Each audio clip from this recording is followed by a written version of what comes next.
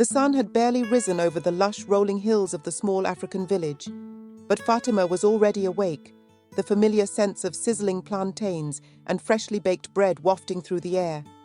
As she rose from her straw mat, her bare feet gently caressing the packed earth floor, Fatima couldn't help but feel a pang of guilt as her eyes lingered on the heaping plate of leftovers from last night's communal feast.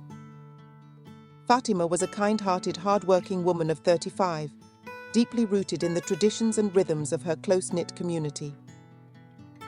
Her days were filled with the bustling activities of village life, tending to her family's modest plot of farmland, helping to prepare the elaborate meals that were central to every social gathering, and offering a listening ear to her neighbors.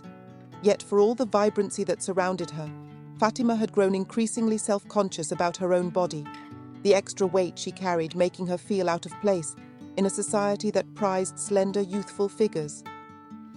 As Fatima dressed for the day, pulling a brightly patterned wrap skirt over her ample hips, she couldn't help but steal a glance at herself in the cracked mirror that hung on the mud brick wall. The reflection staring back at her was a woman whose soft features and kind eyes were obscured by the extra pounds that stubbornly clung to her frame.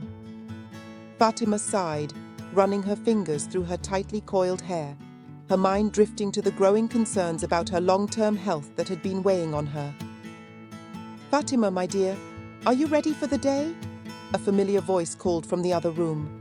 It was her husband Amir, a respected elder in the village. Fatima quickly composed herself, pushing her insecurities to the back of her mind as she joined him in the main living area. "Yes, my love, I am," she replied, forcing a smile as she moved to help him prepare for his morning duties. Amir, oblivious to Fatima's inner turmoil, greeted her with a warm embrace and a kiss on the cheek before heading out to the fields, leaving Fatima to tend to the household chores. As the day wore on, Fatima found herself constantly tempted by the rich traditional dishes that filled the communal kitchens and the bustling market stalls.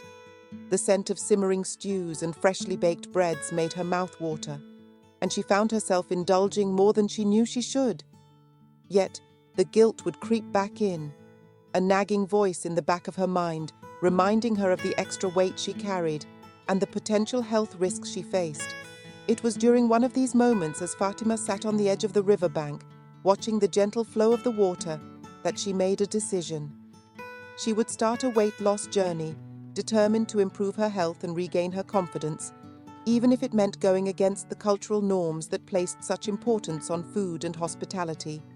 That evening, after the last of the dinner guests had departed, and the household had settled into the quiet hush of night, Fatima slipped out of the family's modest home, careful not to wake Amir.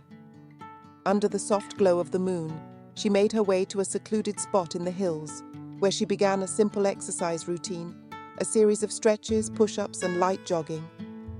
Fatima's heart raced and her muscles burned, but she pushed through the discomfort, driven by a newfound resolve.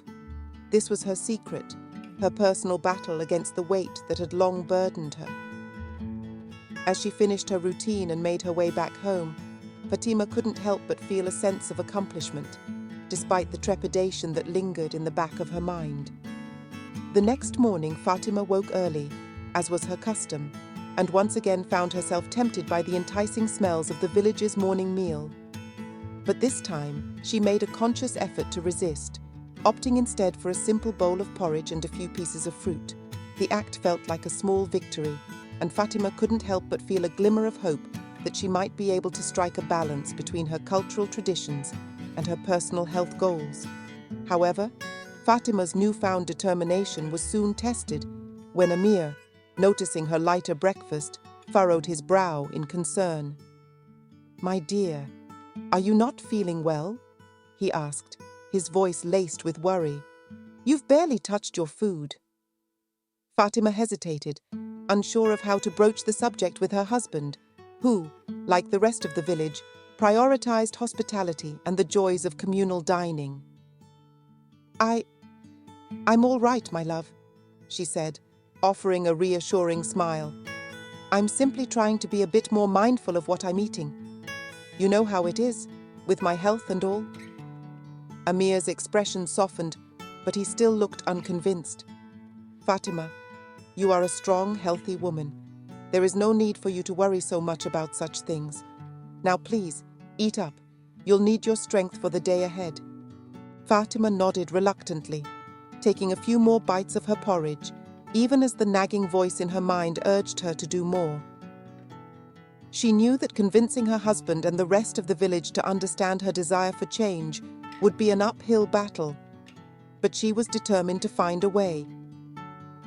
As the day wore on, Fatima continued to make small adjustments to her diet, choosing lighter, healthier options whenever possible. And when the evening came, she once again slipped away to her secret exercise spot, pushing herself a little harder each time, fueled by a growing sense of purpose. Yet the weight of her family's and community's expectations always loomed in the back of her mind, a constant reminder of the challenges she would face in her quest for self-improvement. Fatima knew that her journey would not be an easy one, but as she lay in bed that night, staring at the flickering flame of the oil lamp, she steeled her resolve. "I will do this," she whispered to herself, her voice barely audible in the stillness of the night. "For my health, for my future, and for the women of this village who struggle as I do."